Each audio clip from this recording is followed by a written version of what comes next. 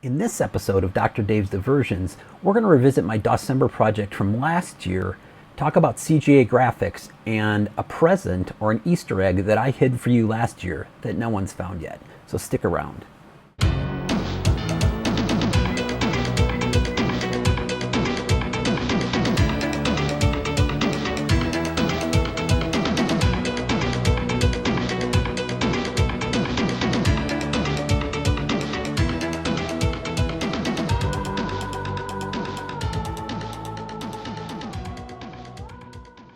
Hi, this is Dave. Welcome back to the channel.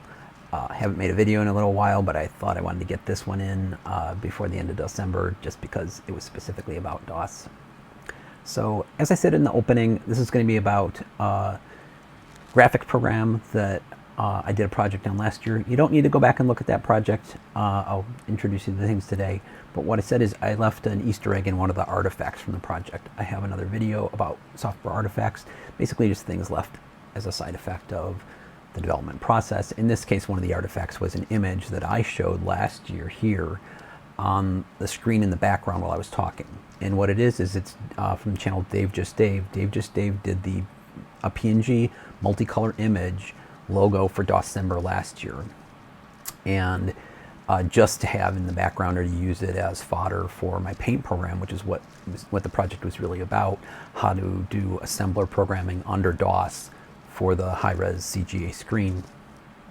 I used Dave's image and converted it to a monochrome format that I could display using the IBM Color Graphics Adapter, or CGA. So that's what we're going to focus on today. And the idea is, since no one found the Easter egg that I gave out at the end of that series last year, I thought I'd talk a little bit about what I learned in the project about CGA to kind of set you up that if you're interested in hunting for it and unwrapping that present, I think you'll have the information after this video for the next steps. So what is CGA? Well, CGA is the color graphics adapter, the first color graphics that came out for the IBM PC. And one of the things that I learned about it that I found it's more interesting than it was to me back then. It always looked terrible, that magenta and cyan and those crazy colors, and like the Commodore 64 looked better a couple years later, in my opinion. So I'm not going to go into all the details about what CGA can do. David Murray, the 8-bit guy, did a really nice video on it some years ago, and I'll link that up here.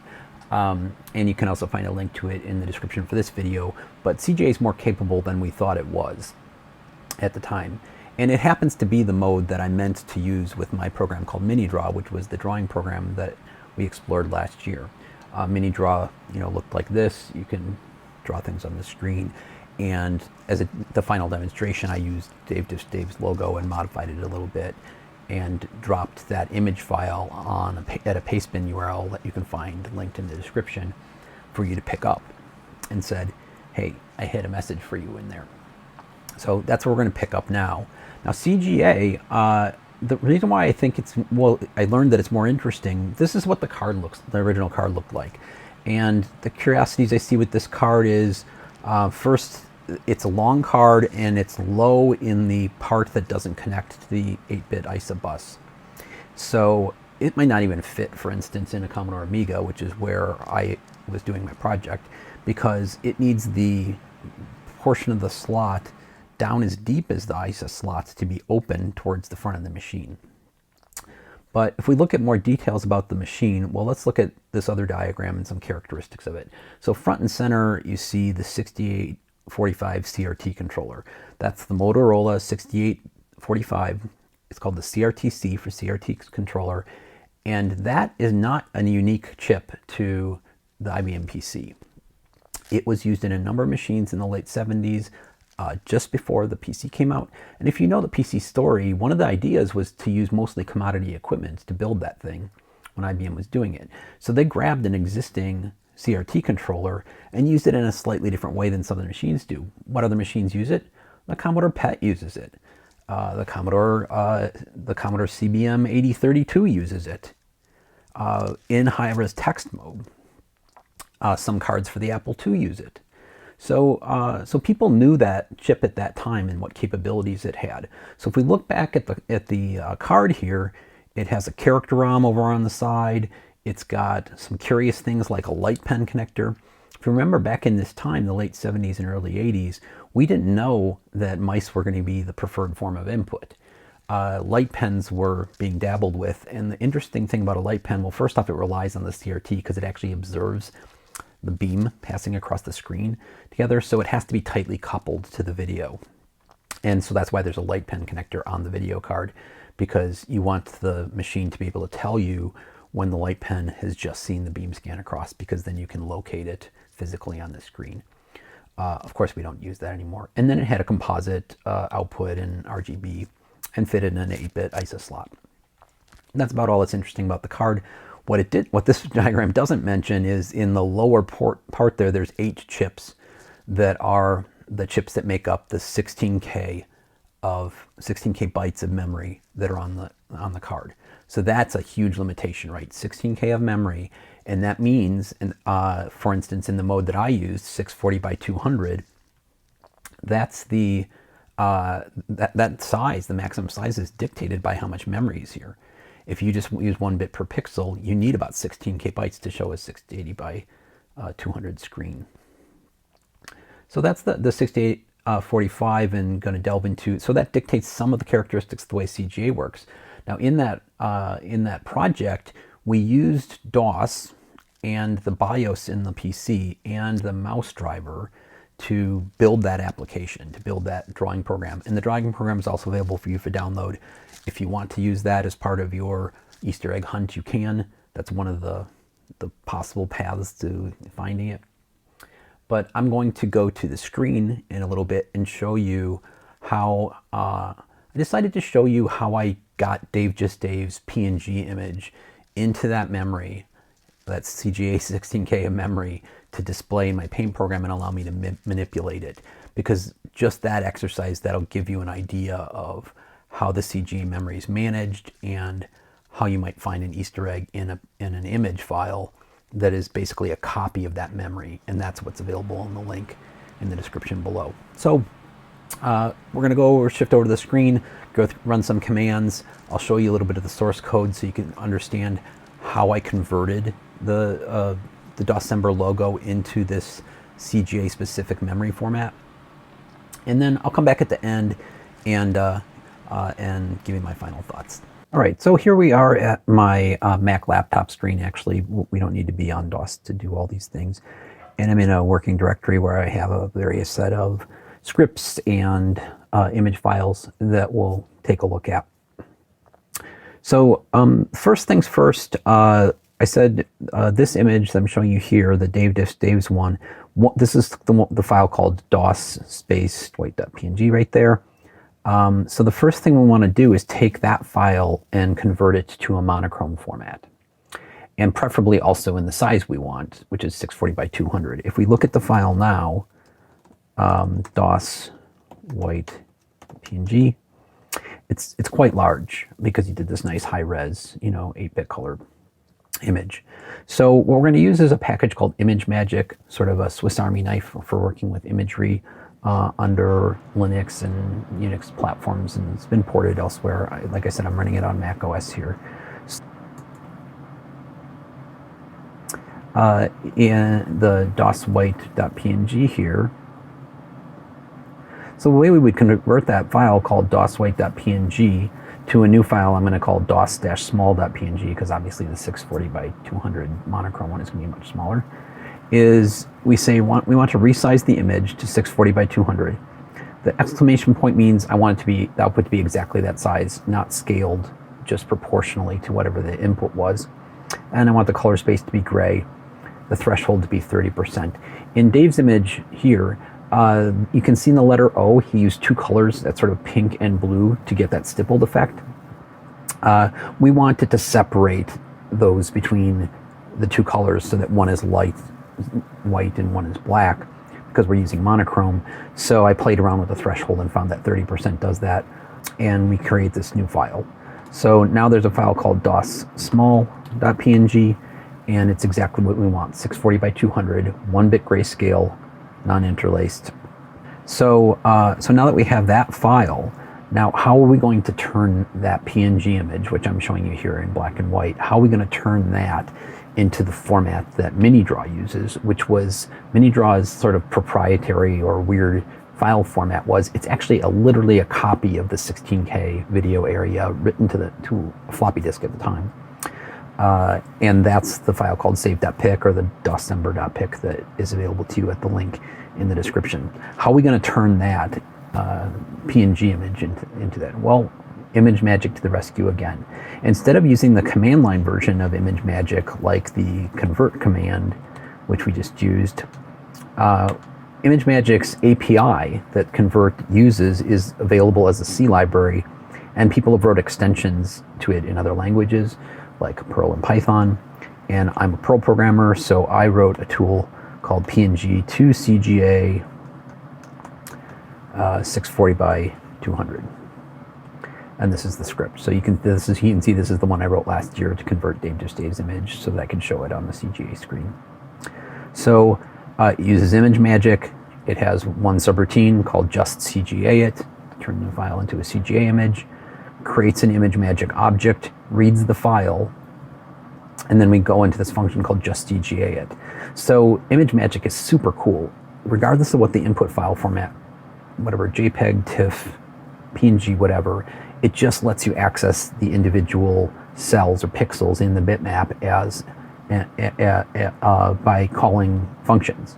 So we can just get them by their X and Y coordinates, examine the colors that they are, and address individually each one of those. Now we said this is a 640 by 200 non-interlaced image, so each pixel in there is just one bit, but ImageMagick takes care of all that stuff magically for us. So what does just CGA do? Well, first it comes in and says, okay, you have that ImageMagick image. Is the width right? Is the height right? Because my code below relies on it being 640 by 200. And if it gets past there, we have it. It creates a new output file where we're going to write this raw CGA memory image. And then what I know from the documentation specifically, one of the ones that I linked in the resources for you below, is that the CRT controller chip stores the image in an interlaced fashion. So even though on the PC it renders progressively, scanning across the screen, the chip is set up for interlace because other applications of it want it interlace. So what it means is the lines are going to be interleaved. Line 0, the first line, is going to be there. Then in memory, line 2, line 4, whatever. And so at the time I was doing this in school, I didn't know about that chip or how it worked. I just was using the BIOS and the DOS APIs in assembly programming to access this. I didn't need to know that it was interlaced because I just used BIOS functions, which took care of all that for me.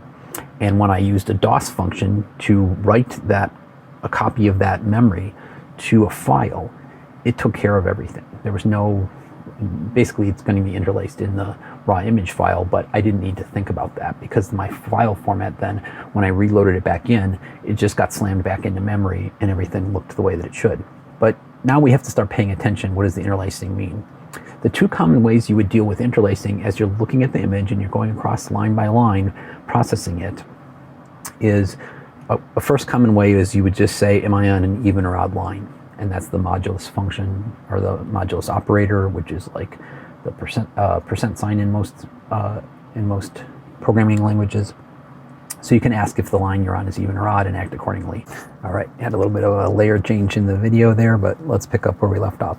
So what I decided to do was a for loop that sets an offset of 0 and 1 to alternate between the two interlaced portions of the screen. So first I start with offset 0 and I go across and grab those 100 of the 200 lines.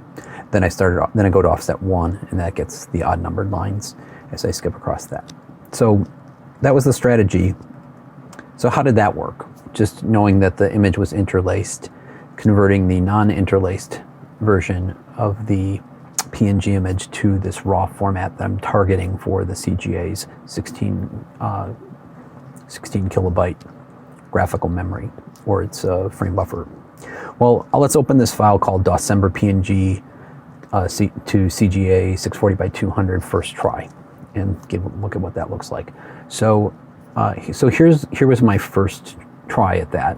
So the first thing we can see is we got the interlacing right, and now this screen looks glitchy, right? Well, you might know artists doing graphical effects, they call it a glitch effect. Some kinds of technology, like say VHS tapes and stuff, if they slide or they get a little of the data out of alignment, that's a graphical effect that's used in advertising and in artwork and music videos and things, called glitch effect. Well, the glitch effect here, what I'm saying is we got the interlacing right, because if you look at where the hat is, the Santa's hat, the lines, the hat's both at the top of the screen and the words are both at the bottom. So we've positioned things close to right in the output. But what did we get wrong? Well, because there's a double image, half the even lines are all positioned on, say, the left side, and the odd ones are positioned over on the right side. So we've got the left to right shifted. So that's the glitch. So how do we fix that glitch? Well, let's look back at that diagram from this PC systems programming book that I found. Remember, I wrote this program in 1988, and just a year or two after that, this Michael Tischer's PC systems programming book that explains in detail how to work with the CGA display, that book came out. And so this is an image that's in there. If you look at this, what it's showing first on the right side of the image, it's showing you the full, it's meant to be like the full PC memory, not to scale. And then it's showing you that chunk of video memory that's in there. Well, that chunk of video memory, if we look in the source code, is this video segment right here at 0B800 in hex, that colored chunk. And then he expands that out and shows you how the even and odd lines alternate and are stored in different parts of that memory. Well, look right in the middle there, he shows that there's 192 unused bytes. Well, where did that come from? Well, the 192 came, of course, from taking the 16,384, which is 2 to the 14th. I'm sorry, 16,384, which is 2 to the 14th, minus the 16,000 bytes necessary to represent the 640 by 200 image in monochrome, which is 1 pixel per bit, or 1 bit per pixel. If we take that leftover space and divide it by 2, that's the 192 bytes. So the weird thing that this CRT controller chip does is it takes this 16,384 bytes and splits it into two 8K segments. And half the leftover bytes are left at the top half, at the end of the top half, and the other leftover 192 bytes are left at the top, at the end of the bottom half of that memory. So let's change the code to implement that. All right, so we're in PNG to CGA 640 by 200. So we were talking about, we got the interlacing right with the 0, 1. All right, so now let's look at the next portion of the code. So we're going to be writing out those lines there, and then every time we finish, well, the two halves, then we go in there and I put some comments in here explaining, how it works. But we have to put 192 bytes in the middle of those two interlaced segments of lines so that they're positioned right in that image of the memory that we're writing as output. So we grab all the 0, 2, 4, whatever, the even lines first, drop this, I just put 0 bytes in there in this version. And then we come around again and we do the 1 pass, the odd numbered lines, and then we drop the latter 192 bytes at the end of that. So what happens when we run that code? When we run that code, we get this second try. So let's open up that image and let me show it to you here. So now what's happened? Now we're getting close, right? Different glitch though. All right, so we've dealt with the problem with now the horizontal position of the even and odd lines interlaced have merged and they're being represented correctly by the CGA adapter. but there's still some glitching in there. It looks a little fuzzy. Something's amiss in the matrix. So what's going on now? Well, if you look carefully, and let's zoom in a little bit on what it's doing. Look at it visually. This is one of the rare times you can debug a computer program visually, is when you're working with some graphics things. If you look at where the bits are positioned, what it seems like is the bytes are swapped over. So 8 bits that should be in a certain position, if you just put the bits the other way in that byte, then you can get a glitch, a screen glitch like this. So why is that happening? Well, in Perl, I used a feature called vec. Java has this, other languages have it. It's basically a bit vector. It lets you address individual bits as array elements. And the language has to support this feature because usually machines can't address individual bits. They have to have operations to deal with individual bits. So I say vec, and I was building this row. That's how I build the bit vector that is that are the pixels. And then I've got this very complicated expression here. Well, in that first try, I didn't have this very complicated expression. I just took the x position and calculated, how far across it should be. So what this particular expression does is, in each 8-bit byte, it reorders it so that it will drop them in the other order. The man page for vector for Perl had a nice demo program that I can show you about what's happening here. If we run bitvec,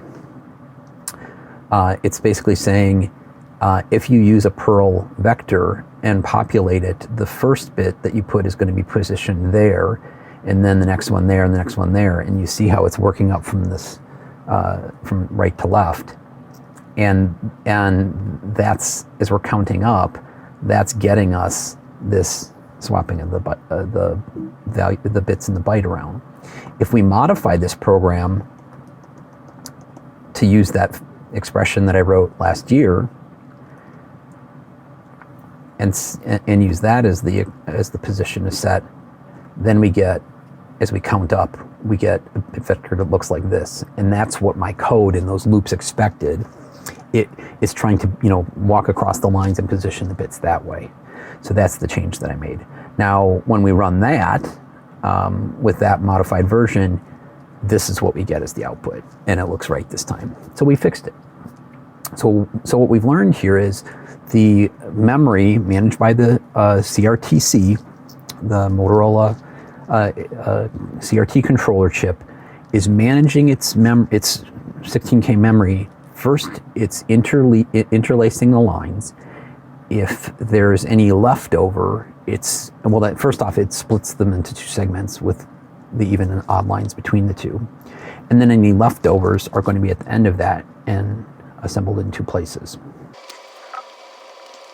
So that's how we prepared the Doscembr logo from last year, and we'll cut over to me showing you what that looked like in operation. Then once we can load it in there, we can paint on it and work on it in that memory.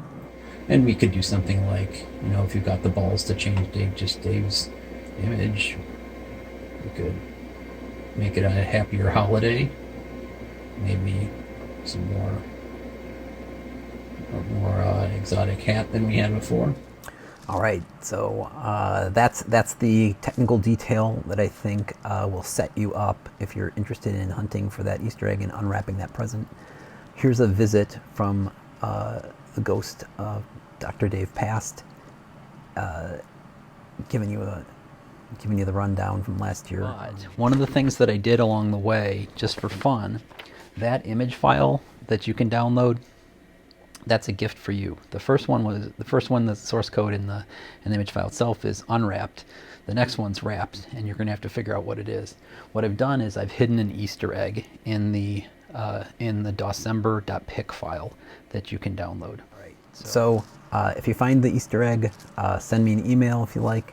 If you'd like to make a video about it, you're welcome to do that. If you want to make a video, just an informal one for me, or just take a screenshot and show me that you found the Easter egg, or just write me an email and tell me that. Between the 2 of us, we can figure out how to share it if you'd like. I'll update the description below saying if someone found it. I'm not sure I'll put up a video right away explaining it. It's just to give some other people a chance to get in there too and find it. I'm interested to see what method you use to find it. You don't need to use DOS to do it. You can just work in another environment if you like. Happy end of December. Happy New Year for 2022. Hopefully it'll be better for a lot of us. I wish you all well. Take care.